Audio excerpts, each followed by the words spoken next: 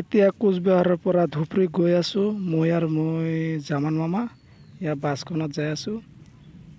Cooch Behar west Bengal block Dhubri যাই আছোঁ এতিয়া। Dhubri tata bye bye west বেংগলৰ পৰা ধুবুৰী গৈ আছোঁ। ফাইনেলি এতিয়া আমি আহি পালোঁ ধুবুৰী আহি পিনে ৰুমটো লৈছোঁ। আজি ইয়াতে ৰাতি থাকি কালি ঘৰত গুচি যাম। ইয়াত ধুবুৰী বৰ মছজিদ হয়, বৰ মছজিদৰ ভিতৰত ৰুমবিলাক ভাড়াতে, আৰু ভাড়া বেছি নহয়, 180 টকা কৰি লয় এজনৰ। আপোনালোকে যদি আহে ইয়াতে থাকিব পাৰিব ধুবুৰী। আৰু কোচবিহাৰটো এইটোতো ৰেট বেছি হয়। আমি ইয়াতে দুজন আহিছোঁ।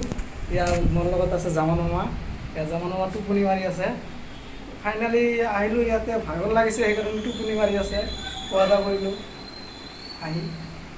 ইয়াৰ ৰুমখন লৈছোঁ, বহুত ধুনীয়া। চাওক, ফাইনেলি কালি গুচি যাম। বলক কালি ধুবুৰীৰ পৰা লক্ষীপুৰ গুচি যাম। বলক ভিডিঅ'টো আৰম্ভ কৰোঁ।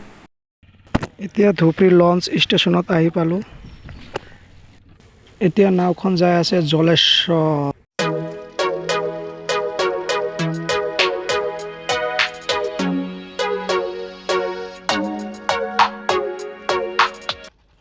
এতিয়া আহি পালোঁ এই বুঢ়াবুঢ়ী পাথৰখনৰ ওচৰত। বুঢ়াবুঢ়ী পাথৰখন আপোনালোকে দেখি লওক কেনেকুৱা লাগে বুঢ়াবুঢ়ী পাথৰখন, আৰু বুঢ়াবুঢ়ী মন্দিৰটোৰ ওচৰত যাম। আৰু আপোনালোকে যদি এতিয়া আমাৰ ভিডিঅ'টো শেষলৈ চাই থাকক। Welcome my channel Noor 49 vlogs. এতিয়া মই আহি পালোঁ এয়া বুঢ়াবুঢ়ী পাথৰ হয়। এয়া হৈছে এই যে বুঢ়াবুঢ়ী পাথৰখন, এইটো মন্দিৰ, এইখন হৈছে মন্দিৰ। মন্দিৰখন কিমান ধুনীয়া লাগিছে। আৰু এইটো